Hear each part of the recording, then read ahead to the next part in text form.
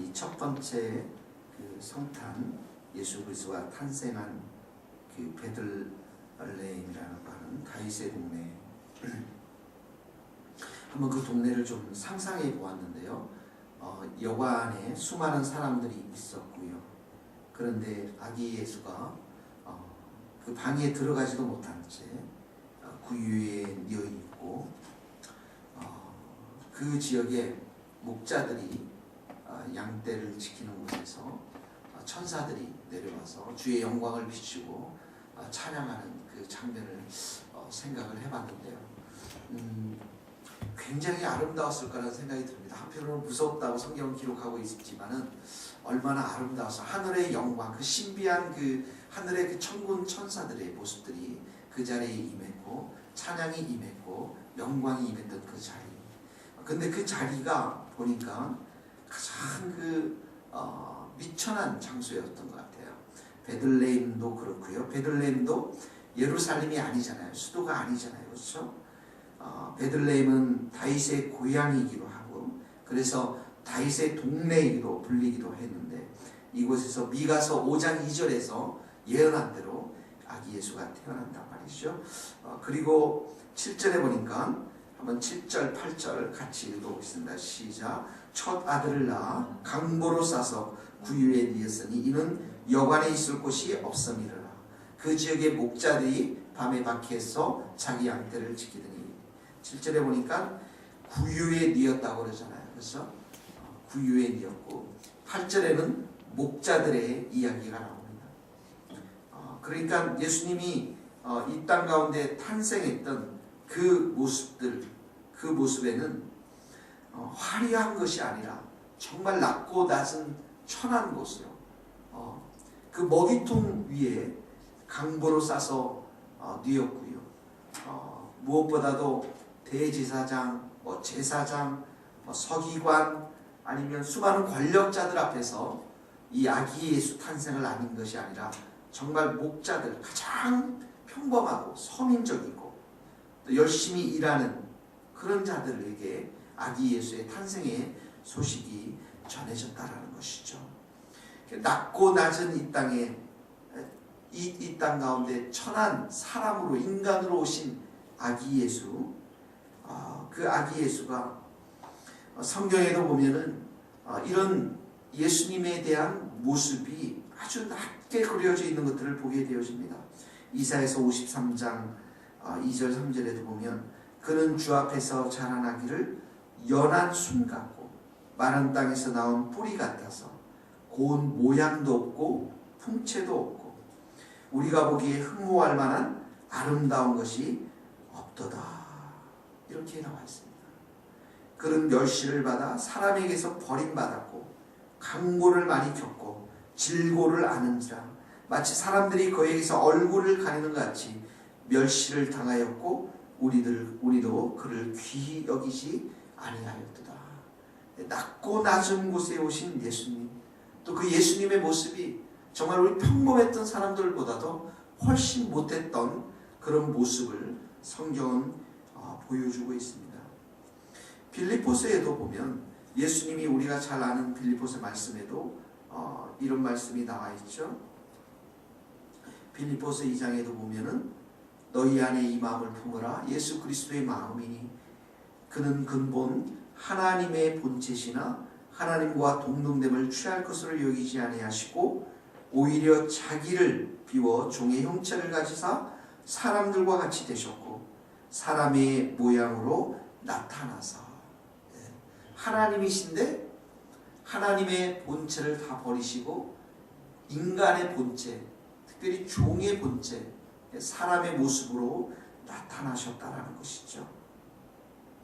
왜 예수님께서 이러한 모습으로 나타나셨을까요? 우리가 한번 고린도후서 8장 9절을 누가복음 2장은 손으로 가려놓고요. 고린도후서 8장 9절을 한번 읽겠습니다.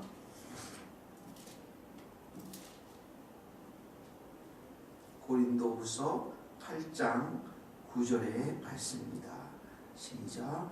우리 주 예수 그리스도의 은혜를 너희가 알거니와 부요하신 이로써 너희를 위하여 가난하게 되시는 그의 가난함으로 말미암아 너희를 부유하게 하려 하시니라. 예수님이 부유하신 분이시죠. 정말 하늘의 영광이 머문 그 자리에서 가장 가난한 자리, 낮은 자리 이런 곳으로 오신 이유는 우리를 부유하게 하기 위해서 오셨다는 것입니다.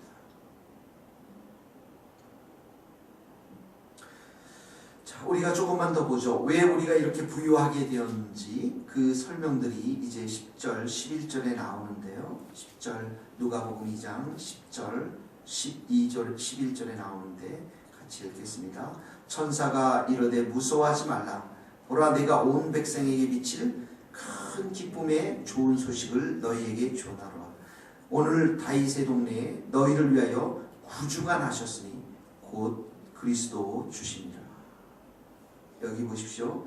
온 백성에게 미칠 큰 기쁨의 좋은 소식이라고 말했습니다.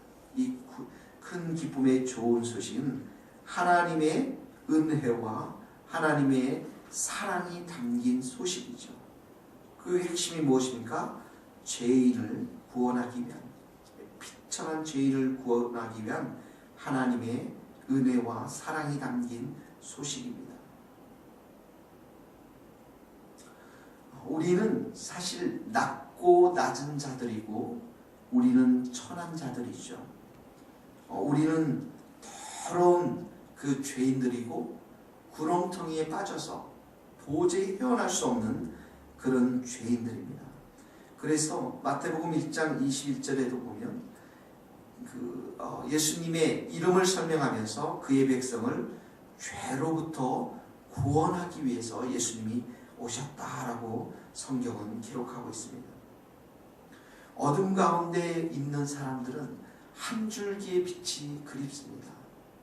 깊은 웅덩이에 빠져있는 사람들은 누군가 정말 손을 뻗쳐서 그 사람을 자기 자신을 구원해 주기를 기다리고 있을 것입니다. 깊은 절망 가운데 있는 사람, 한 줄기의 소망이 그 마음 가운데 있게 되기를 원하는 것이죠. 그래서 이 땅 가운데서 더 깊은 어둠 가운데, 절망 가운데 있는 사람들은 예수 그리스도의 그 소식이 큰 기쁨의 좋은 소식으로 다가올 수밖에 없다는 것이죠. 그래서 예수님이 오셨는데 예수님이 11절에 보니까 구주가 나셨으니 구원자가 되었다는 말이죠. 구원자가 되셨고 그리스도라는 말은 기름 부음을 받은 자, 메시아를 뜻하죠. 그리고 주라는 말, 주님, 주인이 되신다. 하나님이 되신다. 그러니까 예수님이 우리의 구원자 되시고 메시아 되시고 그리고 우리의 진정한 주님이 되신다라는 것이죠. 에스겔서 3장 36장 25절 말씀을 한번 찾아봅시다. 에스겔서 36장 25절 1208페이지에 보면 이런 말씀이 있습니다. 에스겔서 36장 25절을 27절까지 한번 읽어보겠습니다. 36장 25절 맑은 물을 너희에게 뿌려서 너희로 정결하게 하되 곧 너희 모든 더러운 것에서와 모든 우상 숭배에서 너희를 정결하게 할 것이며 또 새 영을 너희 속에 두고 새 마음을 너희에게 주되 너희 육신에서 굳은 마음을 제하고 부드러운 마음을 줄 것이며 또 내 영을 너희 속에 두어 너희로 내 율례를 행하게 하리니 너희가 내 규례를 지켜 행할지라. 네, 여기 보면은 25절에 우리를 정결하게 씻어준다고 말씀했습니다. 깨끗하게 씻어준다고 말씀했습니다. 모든 더러운 것에서부터 모든 우상 숭배로부터.